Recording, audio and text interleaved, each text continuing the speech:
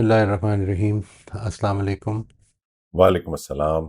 نماز میں اب سجدے پہ پہنچ گئے ہیں جی۔ آپ نے یہ روایت تو بچپن سے سنی ہوگی نا، کہ جو نبی صلی اللہ علیہ وسلم نے فرمایا ہے، آپ سے منسوب ہے یہ بات کہ نماز مومن کی معراج ہے۔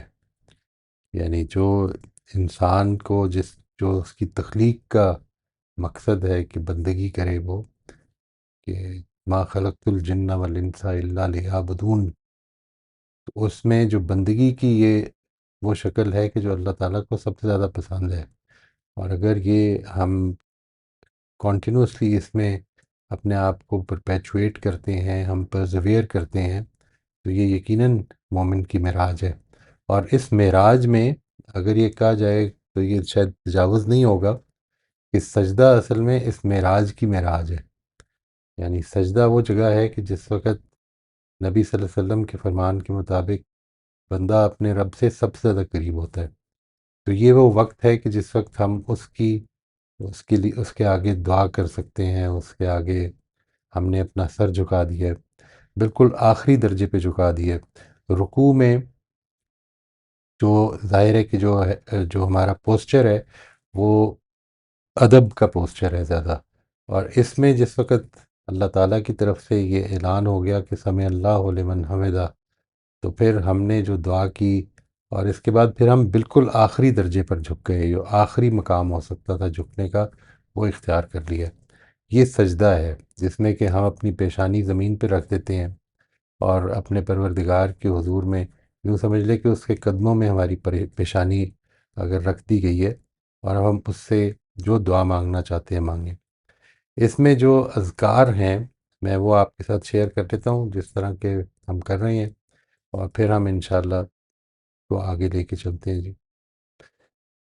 سب سے پہلی چیز یہ اس میں جو اذکار ہیں وہ سب سے پہلے تو وہی ہے جو کہ ہم بچپن سے ہمیں سکھایا گیا، سبحان ربی العلیٰ۔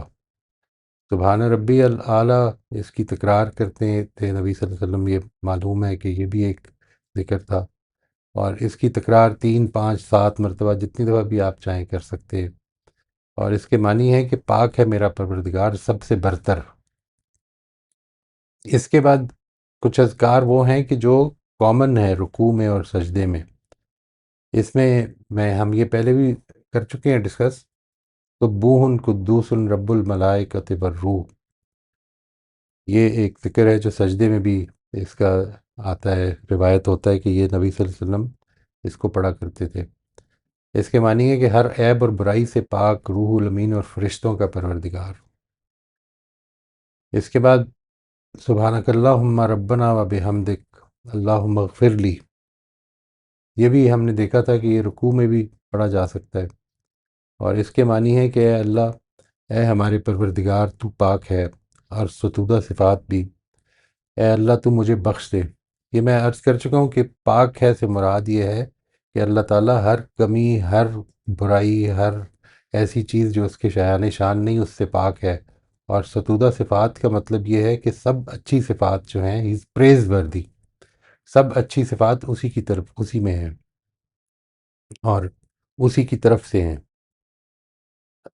پھر اگلی چیز ہے، یہ اب کچھ خاص آ رہے ہیں جو اذکار جو سجدے کے لیے نبی صلی اللہ علیہ وسلم سے خاص طور پہ سجدے کے لیے روایت ہوئے ہیں۔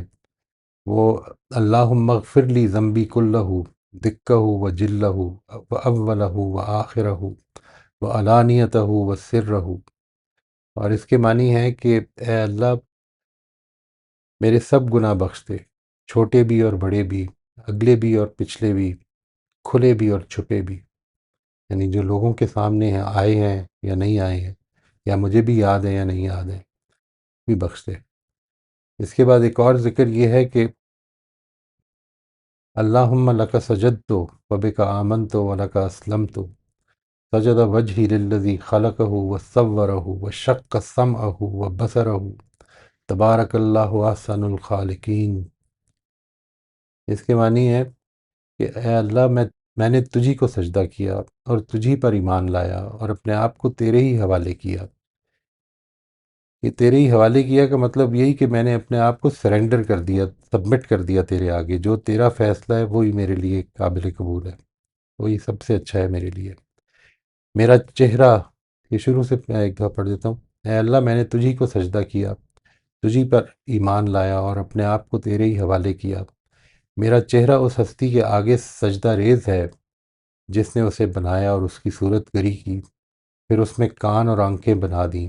بہت بزرگ، بہت فیض رساں ہے اللہ، سب سے بہتر بنانے والا، احسن الخالقین۔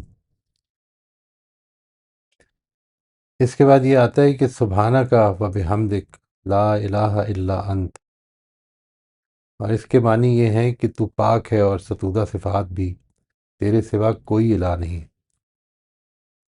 اور اس کے بعد ایک ذکر آتا ہے کہ اللہم اغفر لی ما اسررت وما اعلنت، اے اللہ تو میرے کھلے اور چھپے سب گناہ بخش دے۔ اس کے بعد آتا ہے اللہم اعوذ برضاک من سخطک و بمعافاتک من عقوبتک و اعوذ بک منک لا احصی ثناء علیک انت کما اثنیت علی نفسک۔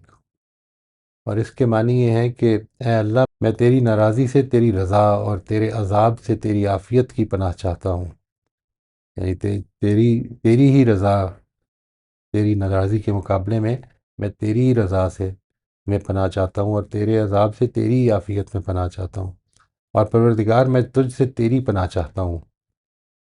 میرے لیے ممکن نہیں کہ میں تیری ثنا کا حق ادا کر سکوں، تو ویسا ہی ہے جیسا کہ تو نے خود اپنی ثنا کی ہے، میں تو اتنا ہی بتا کر سکتا ہوں جتنا تو نے مجھے سکھایا۔ اس کے بعد ایک اور ذکر یہ آتا ہے کہ اللہم اجعل فی قلبی نوراً وفی سمعی نوراً وفی بصری نوراً وعن یمینی نوراً وعن شمالی نوراً وامامی نوراً وخلفی نوراً وفوقی نوراً وتحتی نوراً واجعل لی نوراً۔ اس کے معنی ہے کہ اے اللہ، تو میرے دل میں، میرے کانوں میں، میری آنکھوں میں، میرے دائیں، میرے بائیں، میرے آگے، میرے پیچھے، میرے اوپر، میرے نیچے نور ہی نور پیدا کر دے، اور میرے پروردگار تو مجھے سراپا نور بنا دے۔ یہ وہ اذکار ہیں جو کہ سجدے میں آتے ہیں، یعنی دونوں سجدوں میں آپ ڈفرینٹ بھی پڑھ سکتے ہیں ظاہر ہے، اور ایک میں ایک کر لیں، دوسرے میں کوئی اور کر لیں۔ تو یہ سارے ہی اذکار جو ہیں اگر آپ اس کو دیکھیں گے بڑی خوبصورت ہے، اور اس میں ایک کامن چیز جو آپ کو لگتی ہے، جو دکھے گی، وہ یہ ہے کہ اس میں اپنے لیے مغفرت کی دعا بہت زیادہ ہے کہ پروردگار مجھے، ایک تو اللہ تعالیٰ کی تسبیح بہت زیادہ ہے، اپنے لیے مغفرت کی دعا، اپنے لیے ہدایت کی دعا، یہ چیزیں جو ہیں یہ اس میں زیادہ ہیں۔ اور اس کے بعد پھر ایک چھوٹی سی دعا آتی ہے جو جلسے کے لیے آتی ہے، یعنی جو نماز میں جلسہ، وہ موقع ہے جو ہم دو سجدوں کے بیچ میں جو بیٹھتے ہیں اس کو جلسہ کہتے ہیں۔ اور اس میں جو ایک ذکر ایک آتا ہے، اور بھی آپ دعا بھی کر سکتے ہیں، ظاہر ہے کہ سجدوں کے بیچ کا ایک مقام ہے، یہ بالکل ایک ایک چھوٹا سا جملہ ہے، رب اغفر لی، رب اغفر لی کی تکرار، یعنی بار بار اس کو پڑھنا۔ آپ جب بیٹھے ہیں تو رب اغفر لی، رب اغفر لی، رب اغفر لی، یہ آپ جتنی دفعہ بھی چاہیں پڑھ سکتے ہیں، اور اس کے معنی یہ ہیں کہ میرے پروردگار مجھے بخش دے، مجھے معاف کر دے۔ تو آپ یہ دیکھیں گے کہ اس پورے میں، یعنی جو ایک بہت زیادہ، جن دعاؤں میں بہت زیادہ زور ہے، وہ اصل میں اس چیز کی طرف بہت زیادہ ہے کہ اللہ تعالیٰ مجھے معاف کر دے۔ یعنی یہ ایک ایسی چیز ہے کہ جو ہم عام طور پہ اپنی عام زندگی میں مس کر جاتے ہیں، یعنی مانگنے کی چیزوں میں سے بڑی چیز یہ ہے کہ جس میں اللہ تعالیٰ سے اس آخرت کی کامیابی مانگی جائے، یعنی جو غلطیاں ہو گئیں اللہ تعالیٰ اس کو بخش دے۔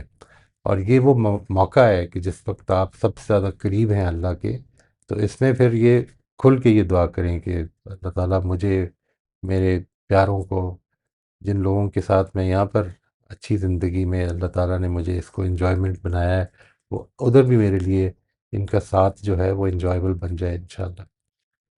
یہ سجدے کے اذکار ہیں جی۔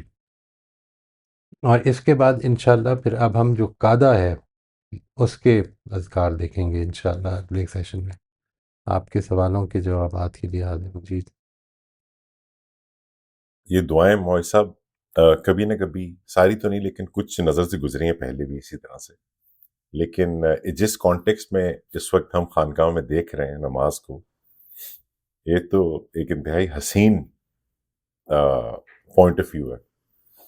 عبادت کے معاملے میں عبادت تمثیل ہوتی ہے زندگی کی، یہ بات تو کافی پہلے آ گئی تھی خیال میں. اور میرا خیال ہے حج، عمرے اور جمعے کی نماز، ان معاملوں میں جو اس کی تمثیل کا ایلیمنٹ ہوتا ہے وہ ذرا زیادہ آبویس ایٹ لیسٹ میرے لیے تھا. لیکن اس بار جو یہ نماز کا جرنی ہم کر رہے ہیں، this is remarkable, it's soul cleansing for me. کہ اس سے پہلے میں نے شاید سجدے کو اس طرح نہیں دیکھا تھا کہ اسلام جو at its core is submission. سجدہ بیسیکلی اسی کی ایک تمثیل ہے، وہ سمبل ہے، آخری درجے پہ سمبل ہے. آخری درجے پہ سمبل ہے. تو سجدے سے انسان کا جسم تو اٹھ جائے، لیکن ایسپریشن یہ ہے کہ حقیقت اسی جگہ رک جانی چاہیے. بہت خوبصورت بات ہے، ایسے ہی ہے، بالکل ایسے ہی ہے.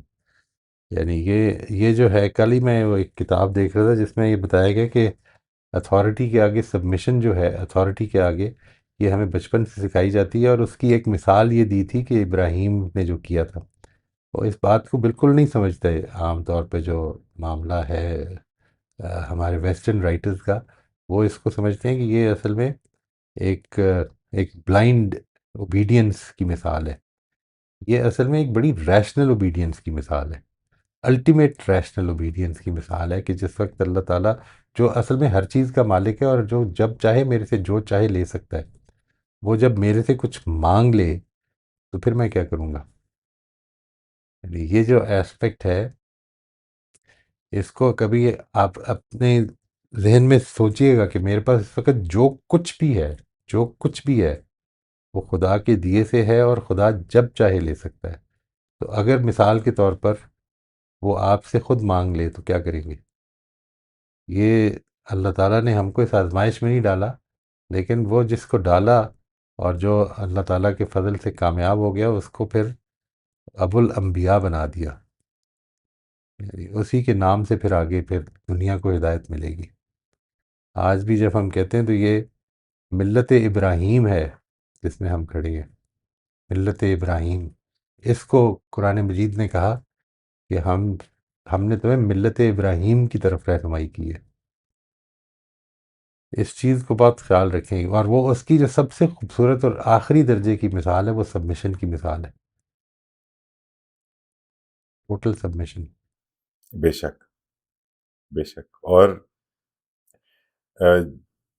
جو قیامت کے بعد کے حالات ہیں، جس طرح وہ قرآن بیان کرتا ہے، وہ میرے ذہن سے بھی گزر رہے تھے کہ کیونکہ اللہ تعالیٰ حساب تو کبھی نہیں رکھے گا کسی کا، اپر ہینڈ تو اللہ تعالیٰ کا رہے گا.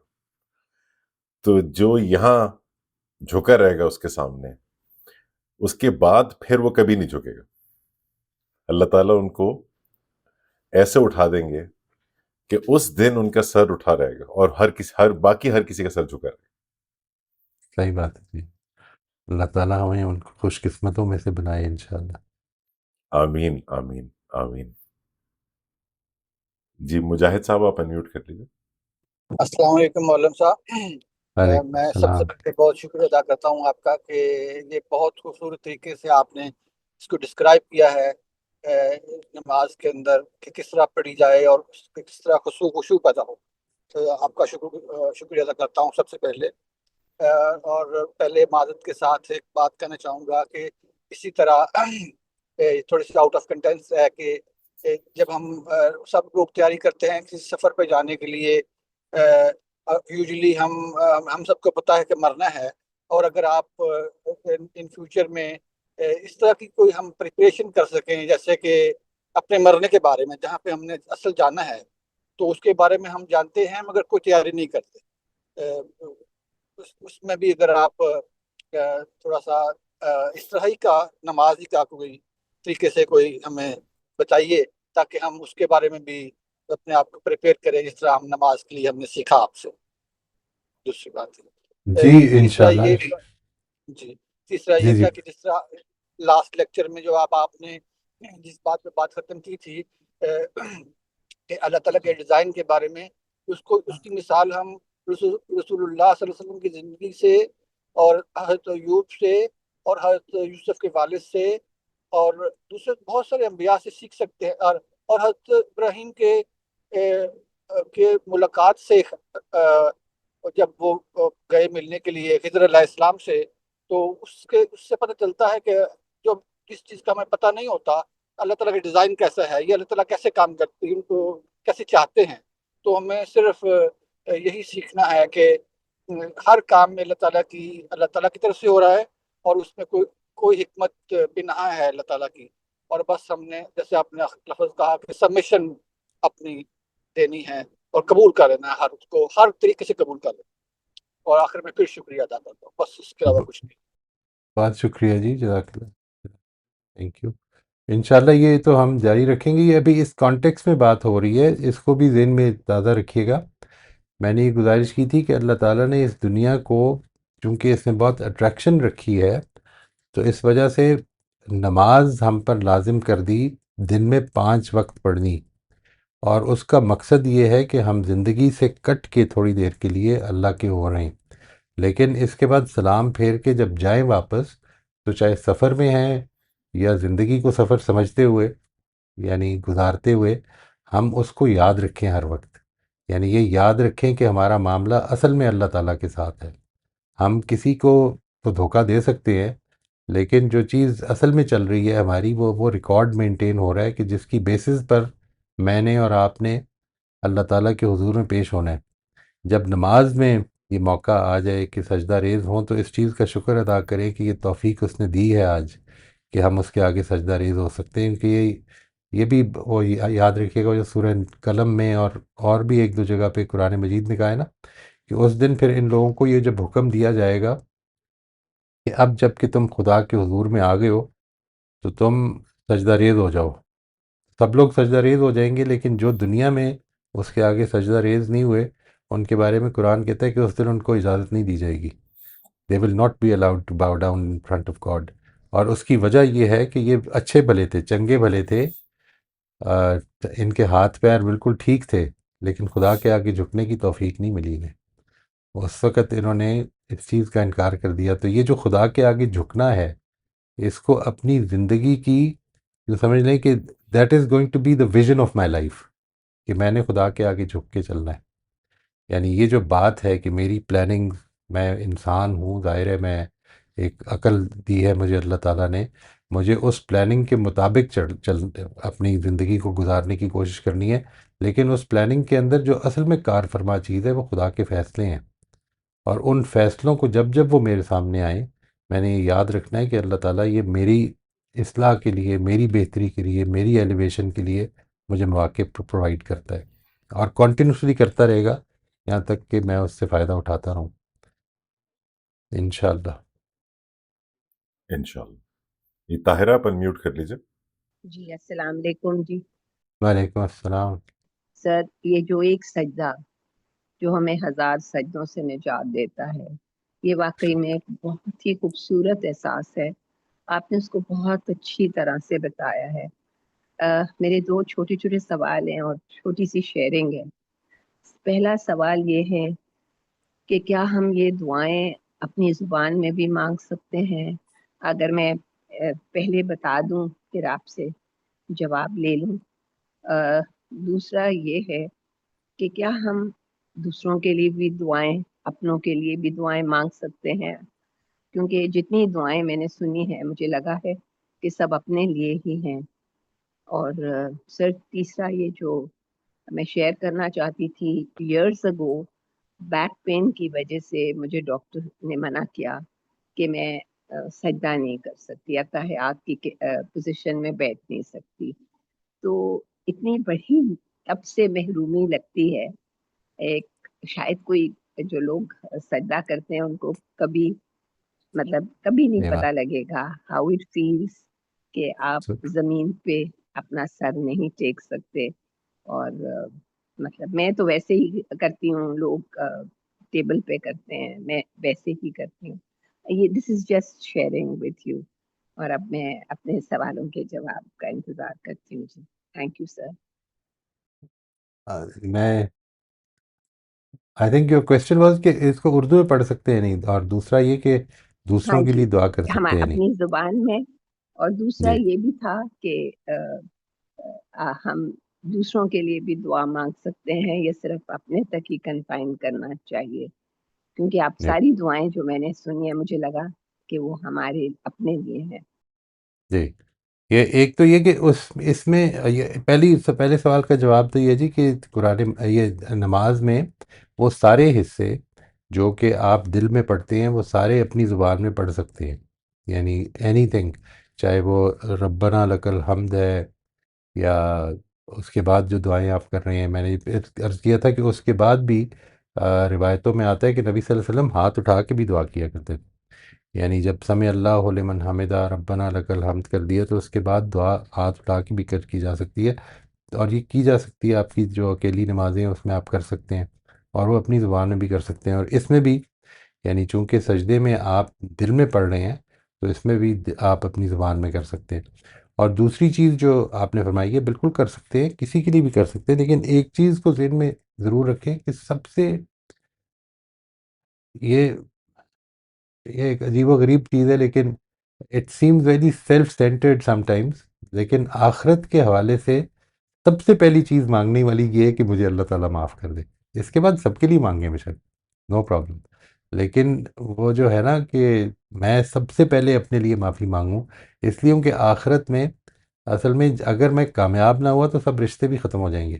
یعنی دکھ رہے ہوں گے وہ جو قرآن مجید کہتا ہے. اور یہ دونوں مقامات پہ، ایک سورہ عبس میں اور ایک جو ہے سورہ معارج میں، if I am not mistaken, Maarij میں، یہ دو جگہوں پر قرآن مجید نے یہ کہا کہ جس وقت ان لوگوں کے سامنے اس دن اپنے سارے رشتہ دار ہوں گے اور وہ یہ کہہ رہے ہوں گے کہ ان کو لے جاؤ، مجھے کسی طرح سے چھوڑ دو.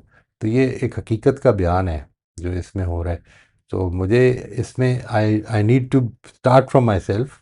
اس کے بعد آپ جس کے لیے مرضی مانگیں جی، اس میں کوئی حرج ہی نہیں ہے. اور یہ جو ہے دعائیں، یہ صرف سیمپلز ہیں، جس میں بعض لوگوں نے کبھی پوچھ لیا تو نبی صلی اللہ علیہ وسلم نے بتا دیا وہ اس وقت کہ میں نے کیا پڑھا ہے. لیکن ادروائز یہ کوئی ایسا نہیں کہ یہ ساری دعائیں جو نبی صلی اللہ علیہ وسلم مانگا کرتے تھے وہ ساری جمع ہو گئی ہیں. یہ ہمارے پاس یہ نقل ہو گئی ہیں، لیکن ہزاروں نمازیں پڑھی اور اس میں سجدوں میں کیا کیا دعائیں کی ہوں گی، یہ تو سب نہیں، ہر دفعہ تو نہیں پوچھا لوگوں نے کہ آپ نے اس دفعہ کیا دعا کی ہے. وہ اٹ از ناٹ نیسسری کہ ساری نقل ہو گئی ہوں. تو اس لیے یہ تو، اور خود نبی صلی اللہ علیہ وسلم نے یہ فرمایا ہے کہ یہ وہ مقام ہے نماز کا کہ جس میں بندہ اپنے رب سے سب سے زیادہ قریب ہوتا ہے. وہ اس پوزیشن میں ہوتا ہے، پریکٹیکلی اس پوزیشن میں ہوتا ہے جس پوزیشن میں اس کو زندگی گزارنی چاہیے. تو اس وجہ سے وہ سب سے زیادہ قریب ہوتا ہے. اور اس موقع پر تم جو دعا مانگنا چاہو مانگو، سب کے لیے مانگو، اپنے لیے مانگو، اپنے والدین کے لیے مانگو، اپنی اولاد کے لیے مانگو، سب کے لیے ضرور مانگیں، اور اپنی زبان میں مانگیں.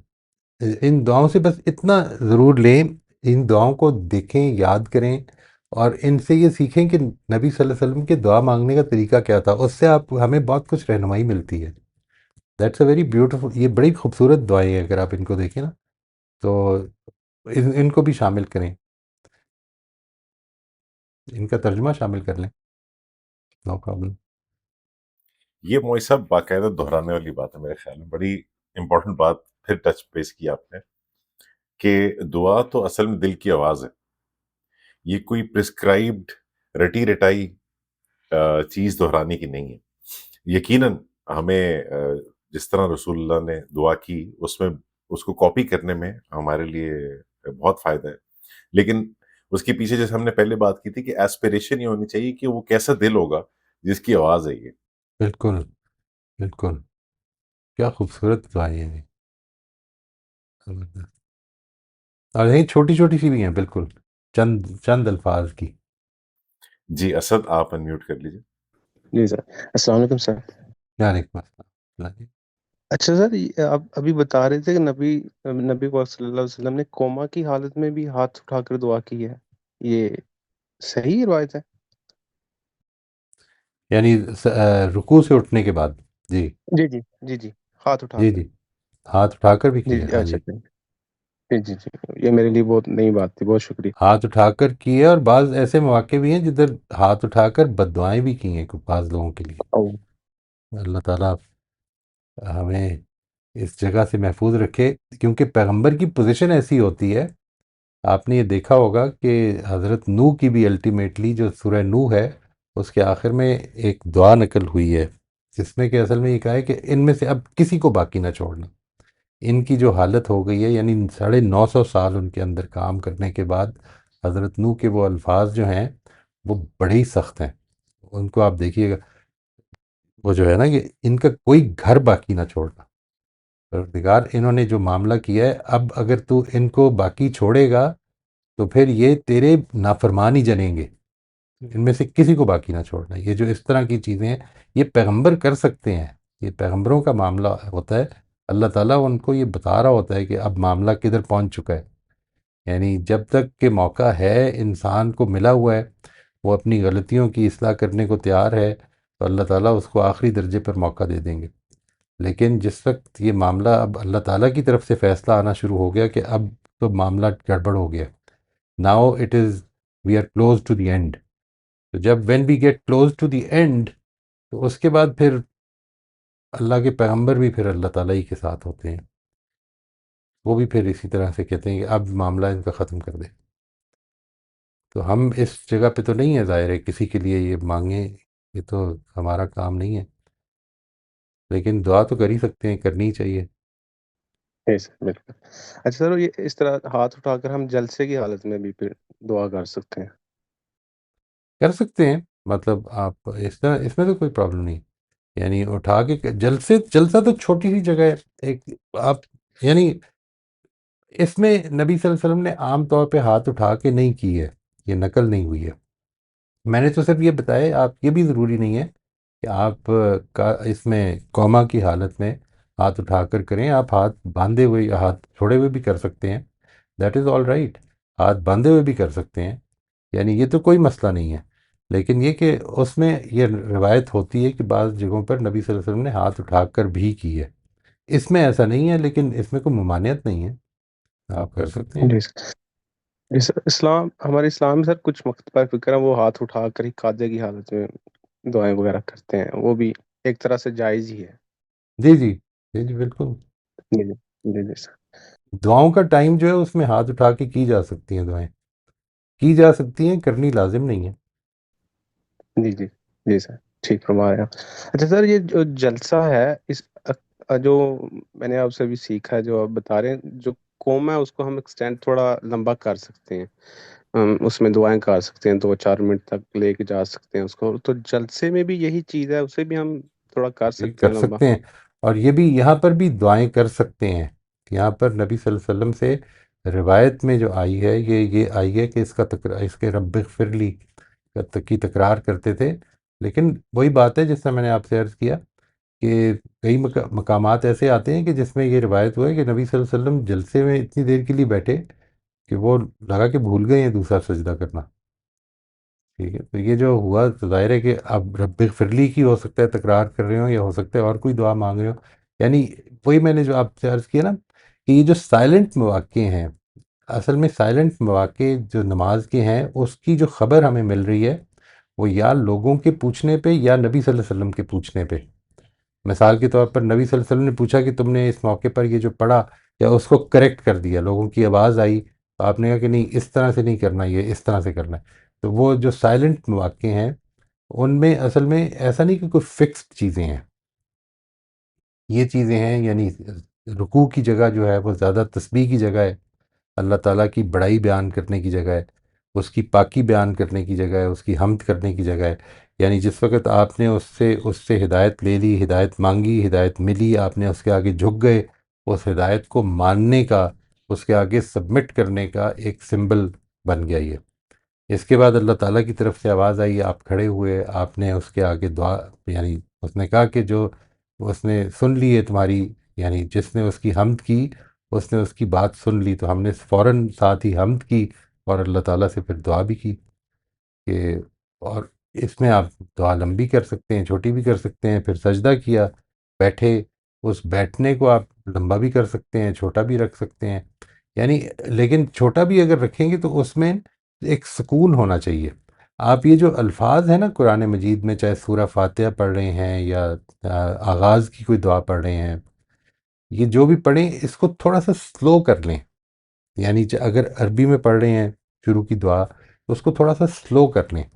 سبحان ربی العظیم جو ہے اس کے ایک ایک ورڈ کو سٹریس کر کے پڑھیں ذرا. آپ یہ دیکھیں گے کہ اس سے بھی کچھ تھوڑا سا فوکس بہتر ہوتا ہے. اس کو ٹرائی کر کے دیکھیے گا. سبحان ربی الاعلیٰ بھی اگر آپ پڑھ رہے ہیں تو اصل میں اعلیٰ سب سے برتر، سب سے برتر، پاک ہے میرا پروردگار سب سے برتر.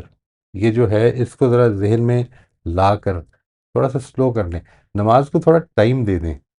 It should not be a quick completion time. اس کو ختم کر کے تو آگے کام کرتے نہیں. اطمینان سے نماز پڑھنے کا معاملہ جو ہے اس کو زندگی میں پیدا کریں. آپ اگر اطمینان کم ہے ٹائم تو فرض کریں، بے شک فرض پڑھیں، یعنی ابھی نہ پڑھیں اور کچھ اور، لیکن جتنا پڑھیں وہ بہت تسکین تسلی سے، بڑی سکون سے، آرام سے ایک ایک لفظ پہ کوشش کریں کہ توجہ دیں. مس ہو گیا توجہ دینا تو اس کو دوبارہ ریپیٹ کر لیں تاکہ ذہن کو پریکٹس ہو کہ میں نے توجہ دینی ہے. یعنی جب آپ یہ کرنا شروع کر دیں گے نا کہ میں نے واپس آنا ہے، اگر if I miss it I'll come back، کوئی حرج نہیں، آ جائیں واپس. تنہا نماز میں یہ سب کچھ کر لیں، کوئی مسئلہ نہیں ہے. اچھا سر، ایک چھوٹا سا سوال ہے سیدنا نوح علیہ السلام کی عمر کے بارے میں. تو سر جو ان کی جو عمر ہے وہ اس دور کے جو عام لوگوں کی تھی اتنی ہی عمر تھی ان کی؟ کیونکہ یہ ایک اعتراض ہوتا ہے ہمارے ایتھیسٹ بھائیوں کی طرف سے، یا پھر ان کو اللہ تعالیٰ نے معجزانہ عمر اتنی دی تھی کہ وہ اپنی قوم پر اتمام حجت کر سکے اور وہ واضح ایک دلیل سے ثابت ہو جائے کہ جی پیغمبر کو اتنی عمر دی گئی ہے. جو وہ ہے نا بک آف جینیسس، کتاب پیدائش جو ہے بائبل کی، اس کو اگر آپ دیکھیں گے تو بالکل آغاز میں ہی یہ عمریں لکھی ہوئی ہیں، اور بالعموم یہ ایسی ہی عمریں تھیں. یعنی یہ کوئی ایسی کوئی الگ سے عمر نہیں تھی، اسی کے مطابق تھی یہ بھی عمر. ان کے بیٹے کے بارے میں جو آتا ہے کہ وہ جو غرق ہو گیا، میرے خیال میں if I am not mistaken, بڑی دیر ہو گئی مجھے پڑھے ہوئے، میرا خیال ہے کہ وہ کوئی 650 سال کا تھا، نوجوان آدمی تھا. ٹھیک ٹھیک، صحیح سر، بہت شکریہ سر. ویلکم. جی شبانہ آپ انمیوٹ کر لیجیے. جی تھینک یو. السلام علیکم. وعلیکم السلام. ابھی سسٹر طاہرہ نے جو کمنٹ یا کویسچن کیا اس سے میرے ذہن میں، جیسا کہ ہم ایبسٹریکشنز بناتے ہیں تو کوئکلی یہ بنی وہ شیئر کرنا چاہتی ہوں. ان نے سوال کیا کہ سیلف سینٹرڈ دعائیں، مطلب ان نے یہ لفظ نہیں استعمال کیا لیکن آپ نے یہ تو میں بہت نے کیا. مطلب کہ اس کو یس احترام کے ساتھ، ایک اگرچہ اس کے ساتھ بڑی نیگیٹو کانوٹیشن ہے، لیکن میرے ذہن میں یہ بنا کہ ہم خانقاہ سیریز میں، مورل اپلفٹنگ سیریز میں، قرآن سٹڈی میں جو بھی کر رہے ہیں ہم سیلف سینٹرڈ اصلاح کر رہے ہیں، اور یہی اس کا نقطہ ہے. ہم میں نے ادھر ادھر دیکھا ہے، میں بھی یہ کرتی تھی، جس سے مجھے کوئی گلا یا کچھ ہے، گند ڈال رہے ہیں سڑکوں پہ لوگ، میں کہتی تھی اے اللہ ان کو ہدایت دے، اے اللہ جو بدتمیزی کرے اللہ اس کو ہدایت دے. تو اب پہلے نا اپنے لیے ہدایت مانگتی ہوں اور اپنی اصلاح کرتی ہوں تو ادھر ادھر اثر پڑ جاتا ہے. میں اگر ریپر اٹھا کے ڈسٹ بن میں مطلب مثال کے طور پہ ڈال رہی ہوں تو یہ میرے ذہن میں جلدی سے ایبسٹریکشن بنی کہ یس اصلاح سیلف سینٹرڈ، تو دعا بھی سیلف سینٹرڈ، اس کے بعد پھر اوروں کی طرف پھیلے گی خود ہی بات، باسا اوقات منہ سے بولنا بھی نہیں پڑے گا. Interesting thank you. بات اور ہے جی. دوسری بات چھوٹی سی بات ہے، یہ جتنی ڈسکشنز ہماری ہو رہی ہیں تینوں فورمز پر، تو مجھے یہ لگتا ہے کہ لیوز پر اتنا کو کام ہو چکا ہے کہ اب روٹس پر کام کرنے میں انتہائی دقت پیش آ رہی ہے.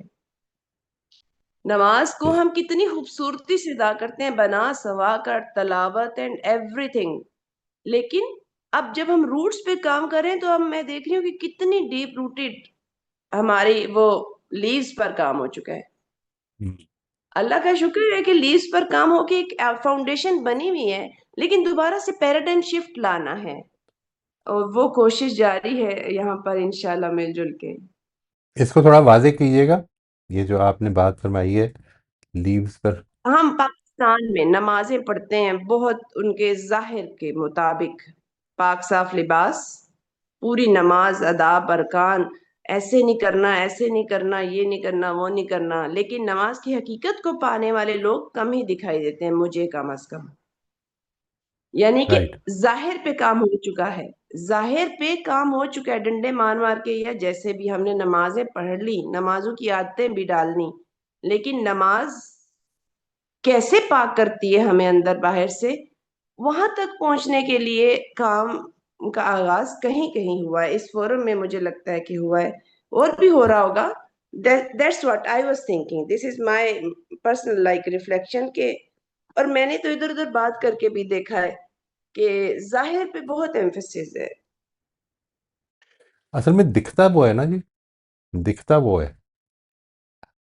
پرابلم یہ ہے کہ ہم جس وقت کسی کی بھی عمل کو دیکھتے ہیں تو جو کچھ دیکھ رہے ہوتے ہیں وہ ظاہر ہے، اور چونکہ وہ ظاہر دکھ رہا ہوتا ہے اور اس میں اگر ہمیں غلطی لگتی ہے تو اس کو ہم ٹھیک کر لیتے ہیں.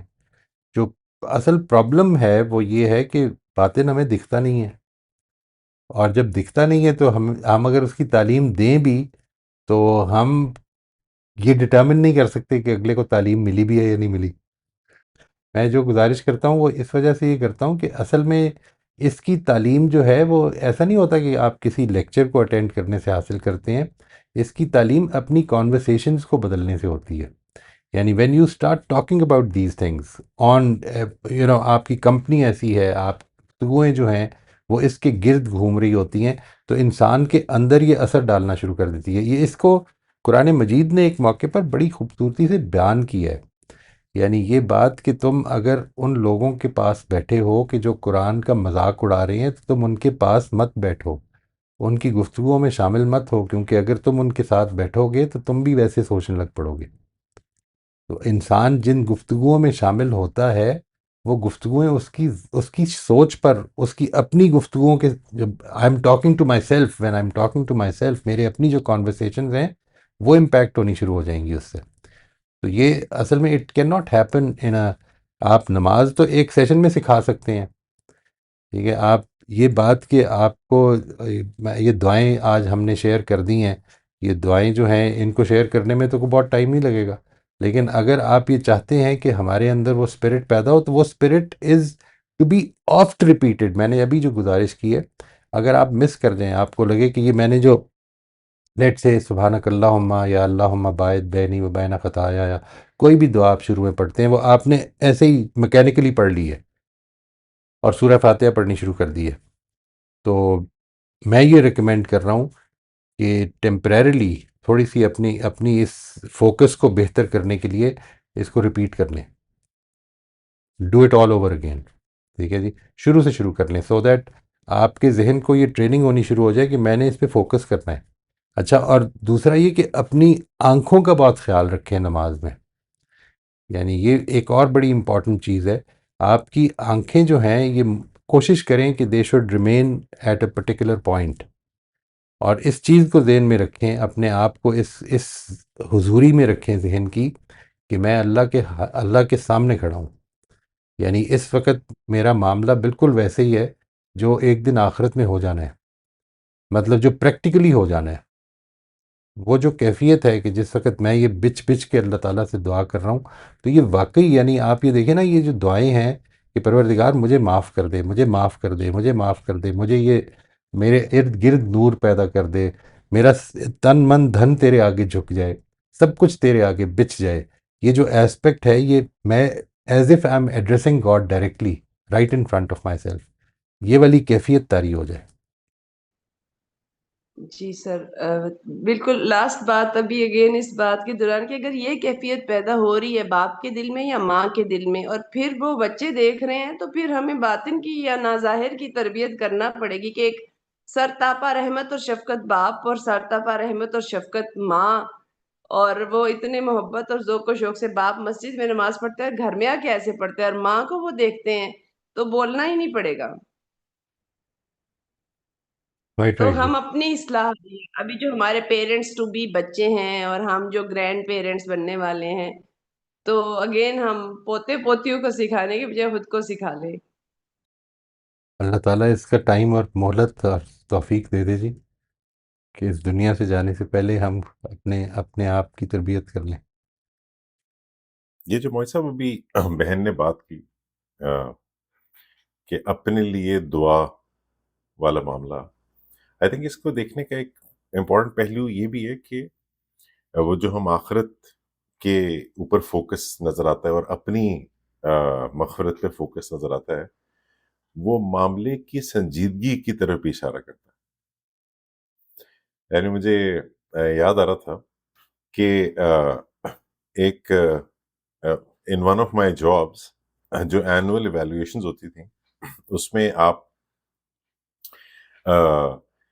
انوائرمنٹ کی جب آپ کی ایویلویشن ایز این امپلائی ہوتی تھی تو اس وقت آپ کو یہ موقع دیا جاتا تھا کہ آپ ایویلویٹ کریں اپنے کلچر کو، کمپنی کو، اور اس وقت بڑا کلیئر یہ دیکھنے کو ملتا تھا جب آپس میں بعد میں ڈسکشن ہوتا تھا کہ اچھا میں نے یہ کہا، یا میں نے this is the evaluation I am giving, یا یہ ایریاز مجھے اپنے آرگنائزیشن میں نظر آ رہے ہیں امپروومنٹ کے، تو بڑا کلیئر نظر آتا تھا کہ کس کی نظر بگر ویژن پہ ہے اور کون اس بات پہ پریشان ہے کہ جی کرسیاں بہتر ہونی چاہیے ہماری۔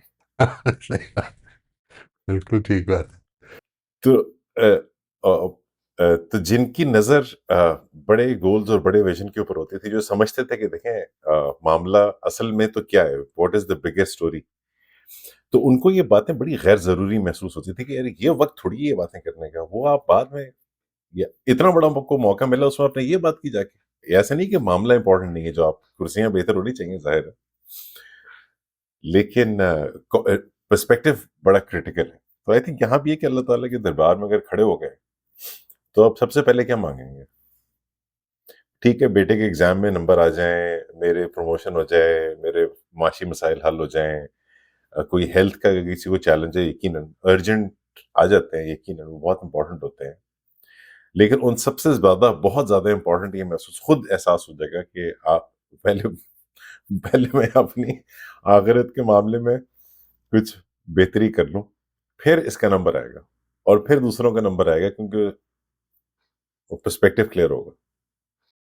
یہ this is a very important aspect جی، یعنی آخرت میں آپ تھوڑی دیر کے لیے امیجن کریں کہ when you are called out, when I am called out, اللہ تعالیٰ مجھے معاف کرے، تو اس وقت مجھے فیصلہ سنایا جانے والا ہے، میرا کنسرن اور کچھ نہیں ہوگا، یقین کریں آپ، اس وقت میرا کنسرن صرف ایک ہی ہوگا۔ ایک دفعہ یہ فیصلہ اگر پازیٹیو ہو گیا نا، اس کے بعد میرا کنسرن یہ ہوگا کہ میرے بچے بھی معاف ہو جائیں، میری بیگم بھی معاف ہو جائے، میرے ماں باپ بھی معاف ہو جائیں، یہ سب کچھ اس کے بعد میرا کنسرن بنے گا، اگر اللہ تعالیٰ چاہے گا تو یہ بنے گا، ادروائز ویری آنیسٹلی جس وقت تک یور بیسٹ فرینڈ آپ کو رزلٹ مل رہا ہے، جس دن آپ کو رزلٹ کارڈ ملنے والا ہے، آپ کا کنسرن اپنے دوستوں کے لیے تو بعد میں ہوتا ہے نا، پہلے تو سب سے پہلے اپنے لیے ہوتا ہے، تو یہی والا ایسپیکٹ ہے اس میں، تو اس لیے آج اس کو ریکگنائز کر لوں، اسی لیے دیکھیے مسلمانوں کی ایک ٹریڈیشن ہے، عام طور پہ جو ایک بڑی بڑی معروف ٹریڈیشن ہے، آپ میں سے جن لوگوں نے ریلیجس خطبات سنے ہوں کبھی، تو وہ عام طور پہ ادھر ختم ہوتے ہیں، جب آخری الفاظ ہوتے ہیں نا اس کے، عام طور پہ ادھر ہوتے ہیں استغفر اللہ لی ولکم ولسائر المؤمنین یا ولسائر المسلمین، یعنی استغفر اللہ لی، میں اللہ سے معافی مانگتا ہوں سب سے پہلے اپنے لیے، پھر تمہارے لیے، اور پھر تمام مسلمانوں کے لیے، یعنی it goes from me to others, پہلے مجھے تو معاف ہو جاؤں میں، ورنہ تو اصل میں سب کچھ گیا، تو اس لیے یہ تو آپ یوں سمجھ لیں کہ یہ دعا تو اتنی زیادہ زبان پہ لے آئیں، اتنی زیادہ زبان پہ لے آئیں، وہ جو ہے نا، یعنی یہ آپ کے ساتھ جو یہ دعائیں شیئر کی ہیں نبی صلی اللہ علیہ وسلم کی دعائیں ہیں، اور اس میں اسی میں ہی جو آج ہم نے شیئر کی ہیں، اس میں دو یا تین دعائیں ایسی ہیں کہ جس میں نبی صلی اللہ علیہ وسلم یہ کہہ رہے ہیں کہ میرے کھلے اور چھپے گناہ بخش دے، وہ گناہ جو دوسروں کے سامنے آئے جو نہیں آئے، تو میں کون ہوں سوچیں ذرا، یعنی میں تو چلتے پھرتے لوگوں کا دل دکھا رہا ہوں، تو اللہ تعالیٰ مجھے معاف کر دے، اگر مجھے معلوم ہے کہ میں نے جانتے بوجھتے ہوئے کہیں کسی کا دل دکھایا تو مجھے یہ توفیق دے دے کہ میں بھی معافی مانگوں، اس سے ڈائریکٹلی معافی مانگوں، لیکن آنیسٹلی یعنی یہ تو ہو رہی ہے، ہم سے غلطی تو ہو رہی ہے، کنٹینیوسلی. اور کچھ نہیں تو اسی کو امیجن کریں کہ یہ جو مجھے فیکلٹیز دی گئی ہیں، دن میں کتنی دیر کے لیے وہ فیکلٹیز جو ہیں ان کو ویسٹ کرتا ہوں. ٹھیک ہے، تو اسی کی معافی مانگنی شروع کر دیں کہ میں نے اس کو ٹھیک راستے میں استعمال نہیں کیا، ہر وقت ہر جگہ پہ ٹھیک جگہ پہ نہیں استعمال کیا. کتنی جگہوں پہ غیبت سنی، کتنی جگہوں پہ زبان نے بول دی، کر دی، پتہ ہی نہیں چلنے دیا.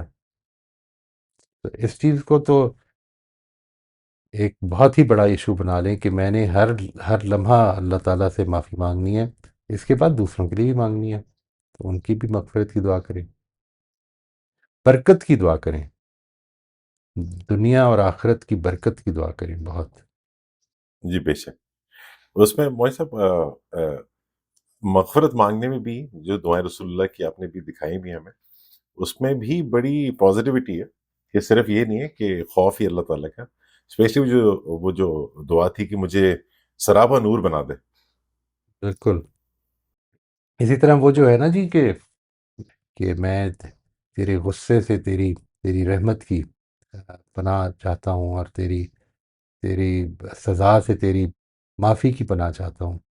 یہ جو ایسپیکٹ ہے، اور اس میں ایک جگہ پہ ہے اعوذ بک من کا، میں تجھ سے تیری ہی پناہ چاہتا ہوں. یہ بالکل ویسے ہی ہے جیسے ایک چھوٹا سا بچہ اگر ہو نا، آپ پیرنٹس ہی کے ساتھ رہتا ہو، تو اور ماں جھڑک دے یا ماں ڈانٹ دے یا باپ ڈانٹ دے، تو وہ اس موقع پر اور کوئی نہیں ہے تو اسی کے پاس، اس سے ڈر کے اسی کے پاس آتا ہے. تو بالکل یہی کیفیت ہے کہ اگر تو غصے میں آ گیا میرے ساتھ تو میں کدھر جاؤں گا؟ where will I go؟ یہ ذرا امیجن کریں کہ اگر اللہ تعالیٰ ناراض ہے، لوگ پوچھتے ہیں نا کئی دفعہ کہ اللہ تعالیٰ مجھ سے ناراض تو نہیں ہے. تو تھوڑی دیر کے لیے سوچیں کہ اگر اللہ تعالیٰ ناراض ہے میرے سے اور وہ اس وقت اپنی ناراضی کا اظہار کر رہا ہے، تو جاؤں گا کدھر؟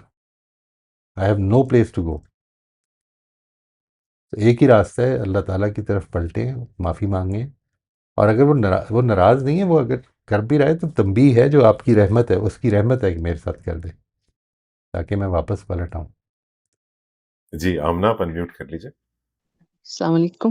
وعلیکم السلام. یہ میں نے ایک انٹرسٹنگ چیز ہم نے پڑھی تھی تو میں نے کہا میں شیئر کروں. نماز کے یہ سورۃ ہود کی ہے، آیت نمبر 11، وہ جس میں ہے کہ انہوں نے جواب دیا، میرے سامنے یہ لکھا ہوا ہے، اے شعیب کیا تیری نماز تجھے یہ سکھاتی ہے کہ ہم ان سارے معبودوں کو چھوڑ دیں جن کی پرستش ہمارے باپ دادا کرتے تھے، یا یہ کہ ہم کو اپنے مال میں اپنی منشا کے مطابق تصرف کرنے کا اختیار نہ ہو.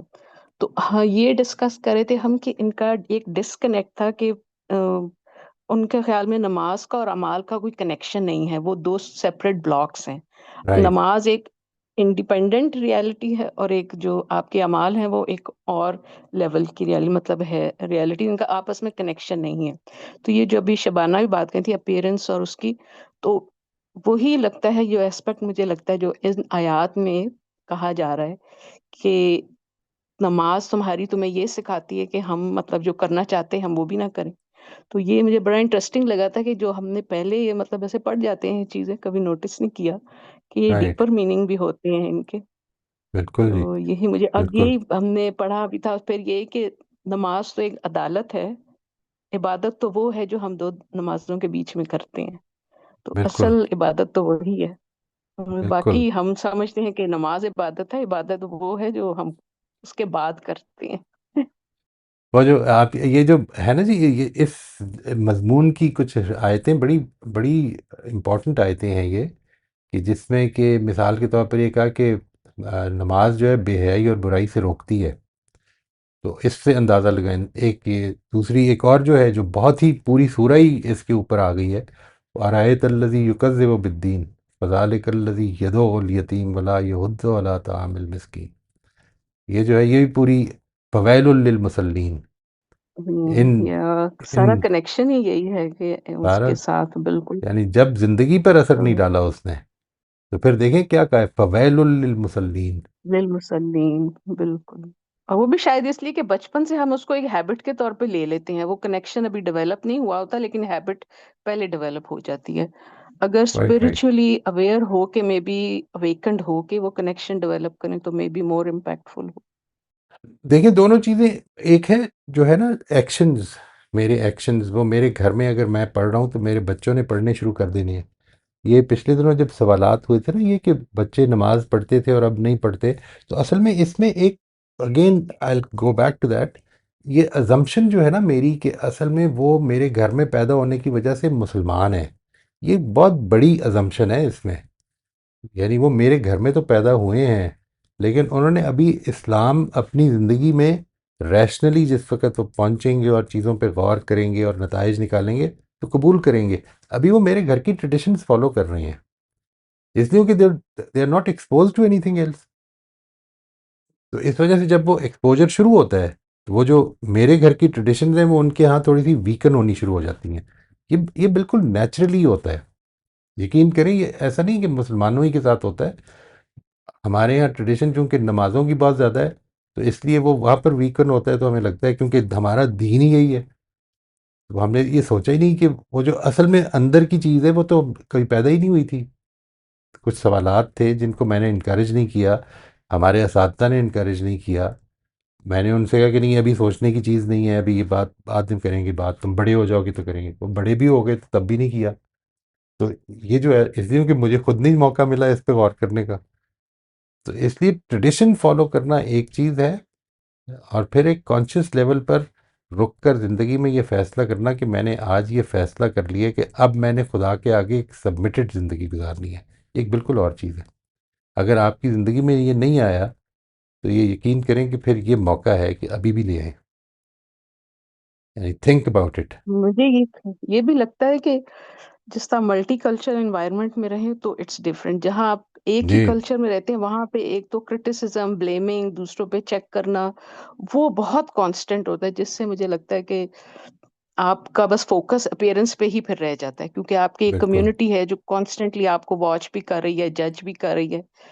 تو وہ آپ کی جو ایک پرسنل جو ایک انڈیویجول ہوتی ہے ایفرٹ وہ کہیں بس اپیئرنس مینٹین کرنے میں گم ہو جاتی ہے. آئی ٹوٹلی تو اگری. جبکہ ملٹی کلچر میں بہت میرے خیال میں بہت انریچنگ ہے رہنا کمپیئر ٹو ایک بڑی ایڈوانٹیج صرف ہوتی ہے اس میں. لوگ بعض بہت کوشش کرتے ہیں نہیں جی مسلمان ملکوں میں جا کے، آئی فیل کہ نہیں. اب یعنی اس کی کچھ کاسٹس ہیں، وہ سوشل کاسٹس ہیں. یعنی دیکھیں میں آپ سے عرض کروں if you have that capacity to bear those social cost تو پھر تو بہت اچھا ہے. یعنی مسلمان ملکوں سے زیادہ آسان اسلام پریکٹس کرنا ہے باہر، اس لیے کیونکہ وہ آپ کو کوئی اس میں ہنڈرنس نہیں پیدا کرے گا. یہاں پر تو اصل میں لوگ جیسے ہی آپ یہ کہیں گے نا میری رائے یہ ہے، آپ کہیں آپ کون ہوتے ہیں رائے بنانے والے؟ یعنی آپ کو تو ٹریڈیشن کے ساتھ چلنا چاہیے. ٹریڈیشن ہمارے لیے اسلام ہے. جن لوگوں کے لیے ٹریڈیشن اسلام ہے، یعنی اسلام ایک ٹریڈیشن ہے ڈیفینیٹلی، بٹ ظاہر ہے کہ آپ کا قرآن سے اگر تعلق نہیں بنا اور ایمان پیدا نہیں ہوا تو ٹریڈیشن تو اصل میں اس میں پیدا ہو گئی یا کسی اور میں پیدا ہو گئی، اس سے کیا فرق پڑتا ہے؟ وہ ایسا نا کہ ایسا لگتا ہے کہ جس طرح ایک آپ جو سملر کریں تو پانی کا ریل ہے، آپ بھی بہ رہے ہیں، سب بہ رہے ہیں، چلو سبھی بہے جا رہے ہیں، کوئی مطلب رائٹ رائٹ ایفرٹ کرنے کی بھی ضرورت نہیں ہے اس میں. رائٹ لیکن رائٹ. یہ ہے کہ جب آپ کانشیسلی کچھ کرتے ہیں تو پھر ظاہری بات ہے اپنی ایفرٹ بالکل کرنی پڑتی ہے. ایبسلیوٹلی. چلیں جی، بہت شکریہ. سلمہ آپ انمیوٹ کر لیجئے، ہم آخری 5 منٹ میں انٹر ہو گئے. السلام علیکم. وعلیکم السلام ورحمۃ اللہ جی. سر میرے ٹیچر نے بھی مجھے ایک 2 سجدوں کے درمیان ایک دعا سکھائی تھی اور وہ بہت جلدی یاد ہو گئی تھی. یقیناً اگر یہ اس کی بھی سب لوگ تھوڑا سا بھی کوشش کریں گے نا تو یہ دعا بہت اچھی ہے. اور میں نے آپ سے یہی کہا تھا نا کہ حضور صلی اللہ علیہ وسلم ایک سجدے کے بعد جب بیٹھتے تھے تو ایسا محسوس ہوتا تھا کہ دوسرا سجدہ کرنا بھول گئے. وہ اتنی لمبی دعائیں کیا کرتے تھے. جی یہ بات بھی ظاہر بہت عرصے بعد پتہ چلی تھی. تو سر وہ دعا ہے اللہم اغفر لی ورحمنی وجبرنی واہدنی ورزقنی، اور اس کا ترجمہ ہے کہ اے اللہ مجھے بخش دے، مجھ پر رحم فرما، میرے نقصان کی تلافی فرما، مجھے ہدایت دے اور مجھے رزق عطا فرما. ہاں. تو یہ بہت اچھی دعا ہے یہ بھی سر. آپ یہ لکھ کے علی کے ساتھ شیئر کر دیجیے گا، یہ بھی گروپ میں ڈال دیجیے گا پلیز، جی اچھا سر، میں ضرور دے دوں ڈال گی دیجیے. علی کو. بہت اور شکریہ. یہ جو ہمارے جو ملک میں ہمارے شہروں میں یہ چیز جو ہے نا کہ جمعے کے درمیان جمعے میں جو خطبہ ہوتا ہے، وہ خطبہ لوگوں کے اندر وہ شعور نہیں پیدا کرتا ہے کہ وہ پانچوں نمازوں کے لیے اسی طرح آئیں. میں نے تو سر اپنے آس پاس ایسے بھی لوگ دیکھے جو زندگی بھر نماز نہیں پڑھتے، وہ صرف عید کی نماز پڑھنے جاتے ہیں. بھائی عید کی نماز بھی کیوں پڑھنے جاتے ہو؟ تو جواب نہیں ہوتا ہے ایسے لوگوں کے پاس. تو یہ اگر ایسا کچھ ہو جائے نا ان خطبوں میں کہ لوگوں کو شعور آ جائے کہ جی جس طرح جمعے کے لیے ہم تیاری کر کے آتے ہیں ایسے ہم ساری نمازوں کے لیے آئیں. تو سر میری بڑی خواہش ہے یہ کہ کوئی ایسا طریقہ آ جائے کہ اتنا ہی بالکل لوگ صحیح بات ہے. ذوق و شوق سے جائیں. Quite right, quite right. اور اس میں سب سے پہلی چینج جو آنی چاہیے میرے خیال میں وہ یہ ہے کہ یہ خطبہ جو ہے یہ جو لوگ بیٹھے جن کو آپ خطبہ دے رہے ہیں ان کی زبان میں ہونا چاہیے. آپ خطبہ دے رہے ہیں پاکستانیوں کو، پنجابیوں کو، اور دے رہے ہیں عربی زبان میں، تو اس کے نتیجے میں آپ کو ایک اردو کا خطبہ ایڈ کرنا پڑ گیا کہ جو اصل میں ایڈیشنل اب وہ جو ہے وہ ریچول بن چکا ہے. اور اردو کا خطبہ، اور وہ ریچول بھی بن چکا ہے، اور وہ اس طرح کا ریچول بن چکا ہے کہ ہر جمعے کو ایک ہی خطبہ ہو رہا ہوتا ہے جس کو جو یہی تو یاد ہے. سر جبھی تو نہیں سمجھ آ رہا تھا. اور پتہ ہے کتنے لوگوں کو تو یہ پتہ ہی نہیں ہے کہ خطبہ سننا بھی کتنا ضروری ہے. آپ ہی نے بتایا تھا کہ یہ تو فرائض میں شامل ہے، لیکن لوگ خطبے کو نکال کے پھر جاتے ہیں نماز کے لیے. خطبہ کہتے ہیں بالکل جی. ہو جائے پھر جائیں گے، تو بھائی کیوں بھائی؟ لیکن یہی ہے کہ وہ بس اللہ تعالیٰ وہ کانشیس وہ شعور پیدا کرے کہ یہ ساری آمین، چیزیں سمجھ میں آئے. آمین. تھینک یو سر، بس یہی کہنا. بہت شکریہ جی. جی ہمارے پاس آج یہی کامنٹس اور کویسچنس تھے موئی صاحب. وقت بھی ہمارا ختم ہو گیا. بہت بہت شکریہ. Thank you every one. Thank you, جزاک اللہ جی. السلام علیکم. السلام علیکم.